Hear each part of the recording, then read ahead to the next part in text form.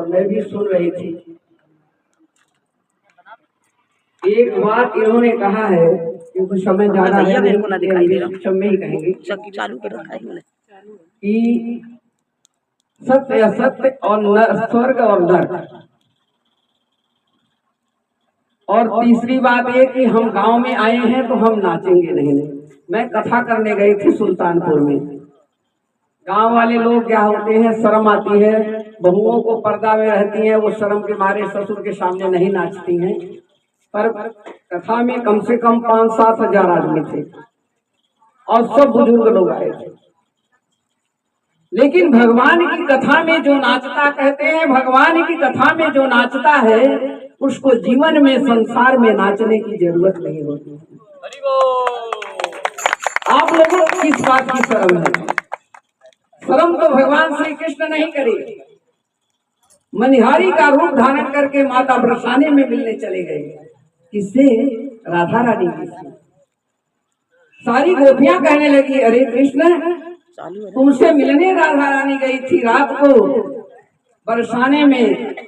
माँ पिताजी को पता लग गया तो उन्होंने क्या किया कि राधा रानी को बंद कर दिया। लड़की बड़ी हो जाती है तो अकेले कहीं जा नहीं सकती है। मैंने सूक्ष्म में बता रही हूँ।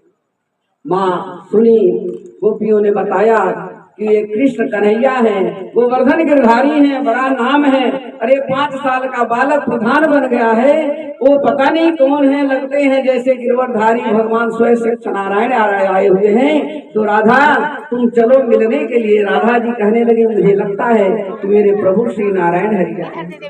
रात को मिलने चली गई, सखियों से कहने लगी, अरे तू मेरी सहेली है, मेरा साथ दे।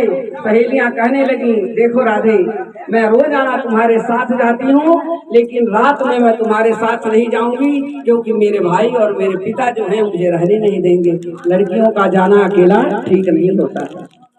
प्रेम में विह्वल होकर के माँ राधा रानी कहाँ गई? वृंदावन में मिलने गई।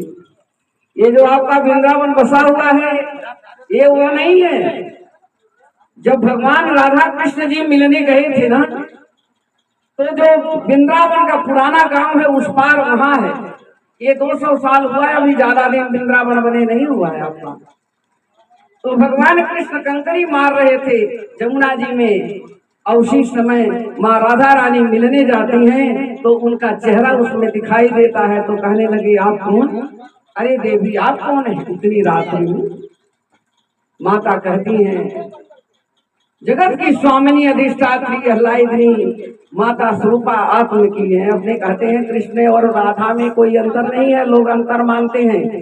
स्वयं ही राम ही, स्वयं ही कृष्ण ही, स्वयं ही राधा है। वही माया रूपी में उनकी आत्मा से उत्पन्न हुई है, बाकी उनमें कोई अंतर नहीं है।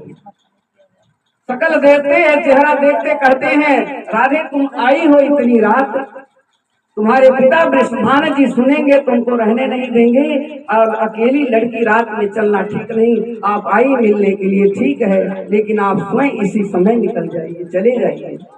माँ भगवती कहती हैं, हम आपसे मिलने आए थे, हमें इतना प्रेम है, आप हमारे प्रेम को ठुकरा दिए।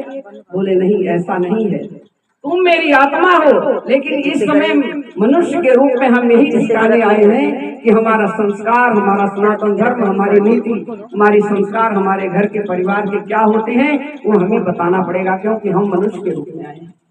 इसी समय चले जाइए आप।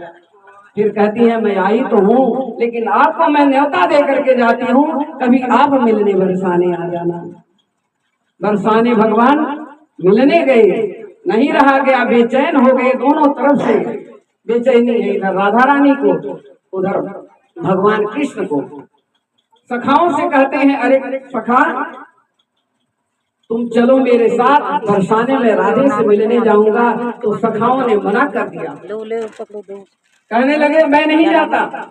किसी की लड़की को मिलने जाओगे, उसके पिता भाई मिलेंगे और लठ बजेगा, मेरा बाप भी मारेगा, घर वाले मारेंगे, उसके घर वाले मारेंगे, इसमें मैं साथ नहीं देता हूँ। अच्छे में सब साथ देते हैं और बुराई में साथ किसी का लेना भी ना चाहिए। सही बात थी। भगवान कहने लगे, नहीं जाओगे, मैं जाऊंगी, मैं जाऊंगा।